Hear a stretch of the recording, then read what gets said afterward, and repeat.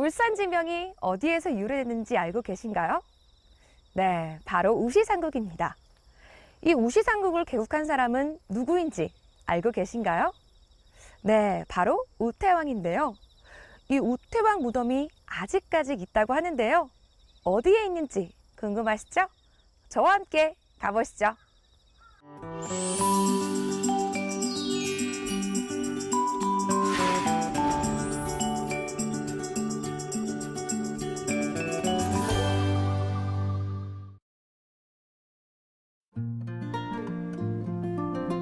회화강 상류 지역인 울주군 웅촌면. 이곳은 2000여 년 전 우시상국이 건국된 도읍지였습니다. 가을비가 착착하게 내리는 것 같이 선생님 여기 강변 옆 길 같은데요. 여긴 어디인가요? 여기는 상대라는 곳입니다. 그러니까 대대리, 그러니까 울주군 웅촌면 대대리에 중에서도 상대, 중대, 하대, 절이 말이 있거든요. 그래서 상대입니다. 그러니까 요 이제 회화강 상류잖아요. 약간 안쪽 높은 곳이라는 거지. 그래서 이 상자지. 그래서 상대 마을입니다. 여기에 우시상국과 연관된 곳이 많은가 봐요? 예, 많습니다. 그 첫째는 이쪽에 고분이 많고, 옛날 그 우시상국 시대 고분이 많고, 저 위쪽으로 가면 뒤쪽에 저 언덕 넘어가면 그 우불산이 있잖아요. 우불산. 그 우시상국의 가장 성스러운 산. 그래서 그 우불신사도 있거든요.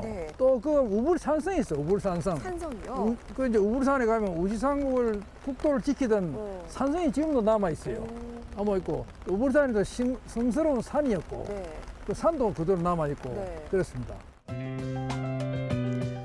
웅촌면 상대마을에는 아주 오래된 무덤이 있는데요. 이 무덤의 주인공은 출신부터 아주 미스터리합니다.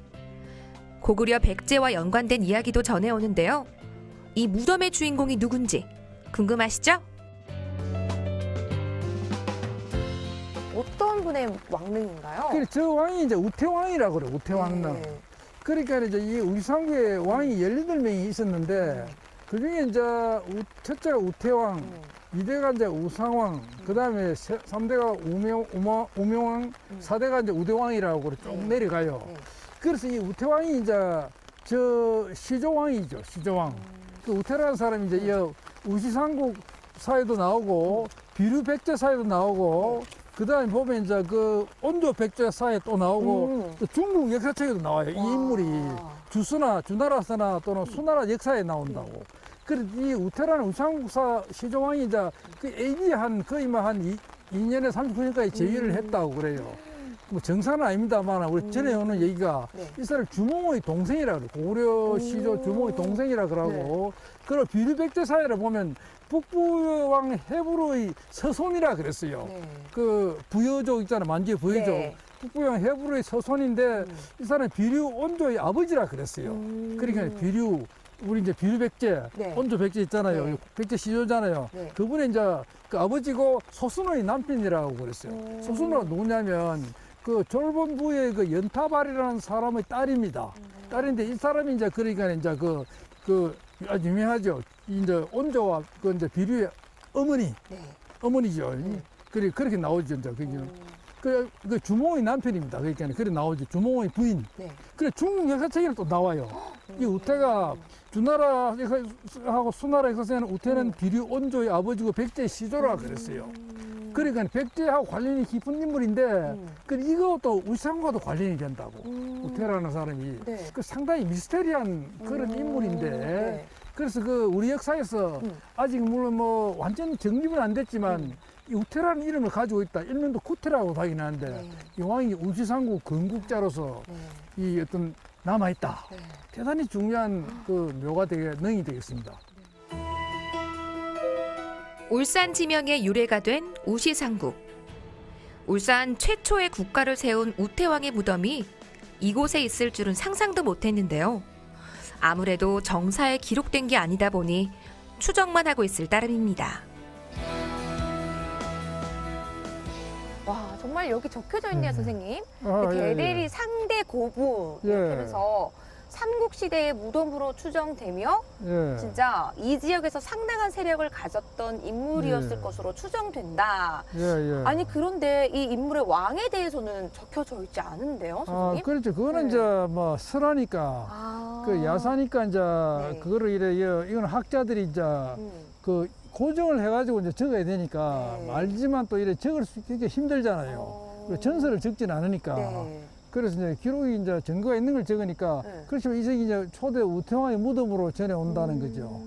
그래서 제가 보면 네. 그 우이상국이라고 분명히 되어 있잖아요. 맞아요. 그죠? 네. 우이상국의 존재를 밝히고 그래서 우이상국의 이제 그 증거다라는 거죠. 그래서 이 무덤이 원래 얘는 세 개가 있을 때 세 개, 이런 무덤이 세 개 있었는데 그래서 요것만 좀 남아 있는 겁니다. 요거는 주변에 뭐 예를 들어 개인 사유지니까 개발이 돼 버리고.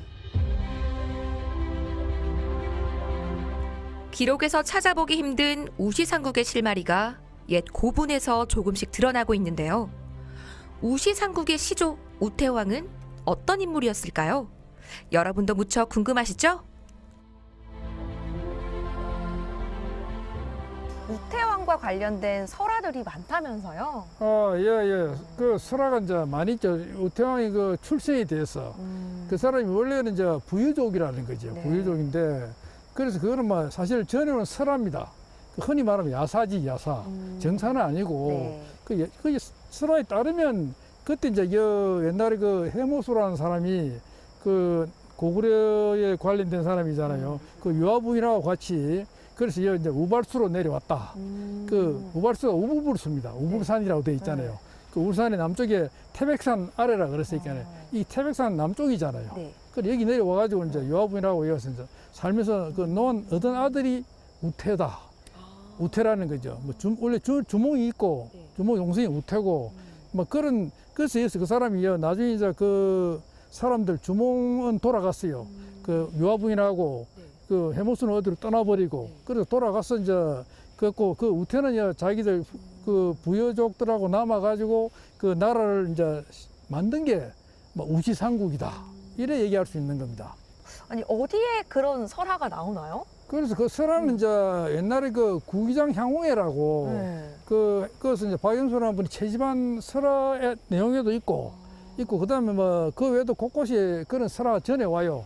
저는 옛날에 또 외정시대도 일본 사람 학자들 채집한 부분에도 그런 얘기 좀 들어가 있어요. 뭐. 그래서 볼 때 이제 그 상당히 뭐 좀 그런 내용이 확인이 된다. 설화다. 뭐 이런 얘기 할 수 있는 겁니다. 갑작스런 고구려 설화와 우태왕. 듣고도 선뜻 납득이 가지 않는데요. 은현리 적석총이 고구려 양식이라는 사실. 이런 무덤이 왜 이런 곳에 있는지 신기하기만 한데요. 우시상국이 고구려와 연관이 있다는 사실은 틀림이 없어 보입니다. 우시상국 얘기를 하는데 왜 항상 고구려 이야기가 빠지지 않는 거죠? 그러니까 이게 이제 북방민족이라는 거죠. 북방. 우리가 그 옛날에 그 기단식 적석총 이게 많이 있었어요. 지금 이제 은행이 적석총 저 하나만 남아 있거든요. 저 묘론자 그러니까 서울 가면 이제 강동 석촌동에 가면 그 무기단식 적석총이라고 있어요. 네. 석총. 그러니까 그거와 똑같은 거라는 거지. 학자들이 볼 때. 그래서 이제 그 옛날 그 사람들이 그 문화다. 그래서 여기 와서 그 사람들이 그 무덤을 만들었다. 그래 옛날에는 저런 무덤이 한 7, 8개 더 있었다고. 그 은행이 적석총 같은 게. 그래 그 당시에는 이게 많은 그 북방계 이제 그 고물 토템으로 삼던 부족이 여기 살았다는 겁니다. 그럼 무덤을 보고 알 수 있는 거네요? 그렇죠. 무덤을 보고 이제 알 수 있고 이제 또 우리 삼국유사에 나오는 설화를 기록된 얘기를 바탕으로 유출을 할 수 있는 겁니다. 고대 국가 우시상국. 생각보다 찬란한 문명을 가진 국가였는데요. 발굴된 고분의 유물이 그 증거입니다. 다른 고분에서는 우시상국 유물도 많이 나왔다면서요? 예. 그러니까 요는 상대 쪽은 이제 발굴을 안 됐는데, 요 밑에 이제 중대나 하대, 저리 쪽에는 이제 마을 가까운 평지에 발굴이 많이 됐습니다.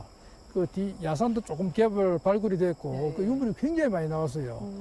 그래서 그 뭐 한 수백 점 가까이 나왔어요. 그래서 그 유물이 이제 뭐 청동솥도 있고, 그 다음에 뭐 환두대도 칼, 꼬리자루 칼 있잖아요. 그것도 나왔고, 그다음에 뭐 이래 장신구라든지 뭐 그다음에 뭐 철정 네. 화폐로 썼잖아요. 쇠로 된 철정 같은 거, 뭐 창이라든지 뭐 이래 화살촉, 뭐 유자익이라고 이제 그 미늘새 같은 것도 나오고 말하자면 그 청동소를 조금 설명을 드리면 네. 이게 청동소 그 사진입니다. 사진. 와. 사진인데 이게 주목을 받고 있어요. 왜냐하면 네. 이래 큰 소치 우리나라에서 나온 적이 없고 중국에도 없어요. 이 우리나라 소치 틀림없는 것 같아요.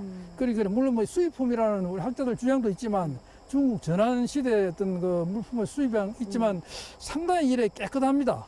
네, 깨끗하고 엄청 깨끗하네요. 그 썩지도 않고 거의 천수백 년인데 그래서 이게 이제 말하자면 그 하대 23호분에서 나왔거든요. 23호분 바로 능선에 올라가면 이래 능선 끝에 그 왼쪽 끝에 네. 나왔는데 이게 참 대단히 크고 잘 만든 소치고 이게 이제 원삼국 시대, 샤만 시대와 이제 신라 그 이제 삼국 시대를 구분하는 하나의 그 기준이 된다고 학자들이 주장하죠. 막 우시삼국이라고 하면은 되게 미미한 그런 국가 아니면 그런 건 줄 알았는데 되게 찬란한 문명이었던 거 봐요. 예, 예, 그렇죠. 그러니까 삼국 사기에 보면 거두열전에 보면 맨 첫 줄에 나와요.